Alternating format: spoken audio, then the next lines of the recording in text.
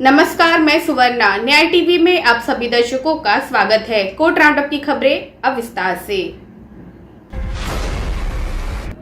Supreme court ने मंगलवार को आय से अधिक संपत्ति के आरोप में भ्रष्टाचार निवारण के तहत निलंबित अतिरिक्त पुलिस महानिदेशक गुरजिंदर पाल सिंह को जमानत देने के उच्च न्यायालय के आदेश को चुनौती देने वाली छत्तीसगढ़ सरकार की याचिका खारिज कर दी। सुप्रीम कोर्ट का कहना है कि राज्य की याचिका पूरी तरह से बेबुनियाद है।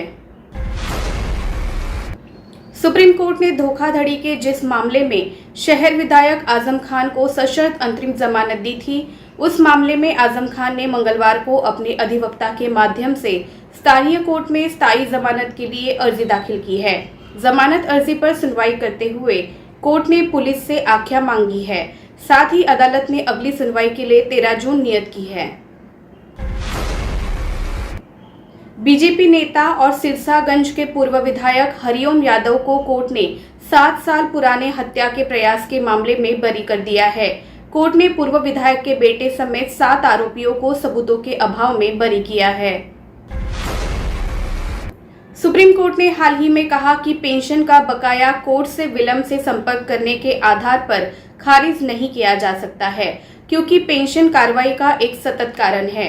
अपीलकर्ता ने अन्य याचिकाकर्ताओं के साथ गोवा स्थित बॉम्बे हाईकोर्ट की पीठ के समक्ष एक रिट याचिका दायर की थी, जिसमें गोवा सरकार नियोक्ता द्वारा उन्हें 60 वर्ष के बजाय 58 वर्ष की आयु में सेवानिवृत्त करने की कार्रवाई की आलोचना की गई थी।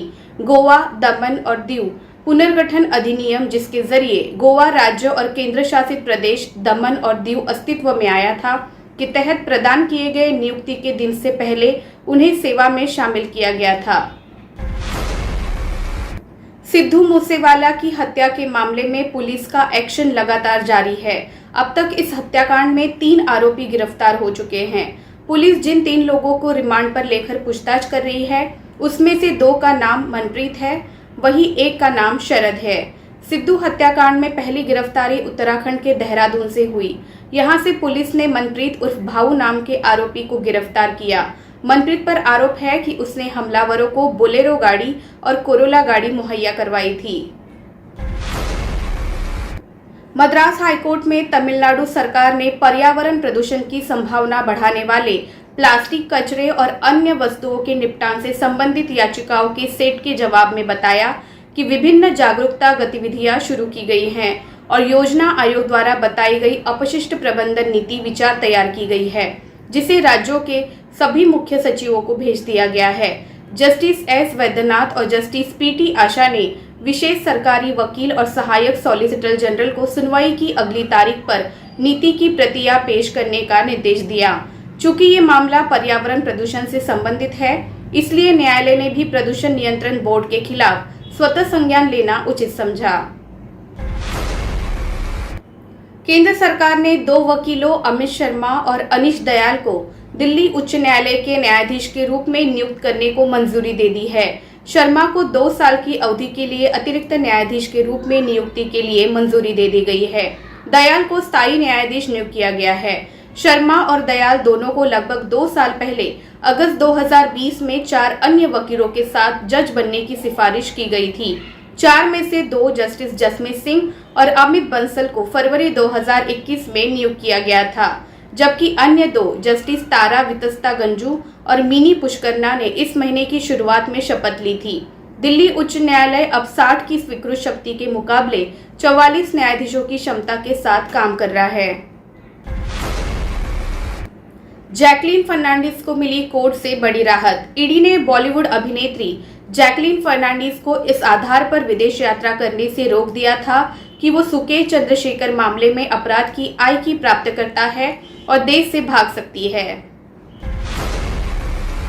केंद्र सरकार ने मद्रास उच्च न्यायालय के 9 अतिरिक्त न्यायाधीशों को उस न्यायालय के स्थायी न्यायाधीश के रूप में नियुक्त करने की अधिसूचना जारी की है।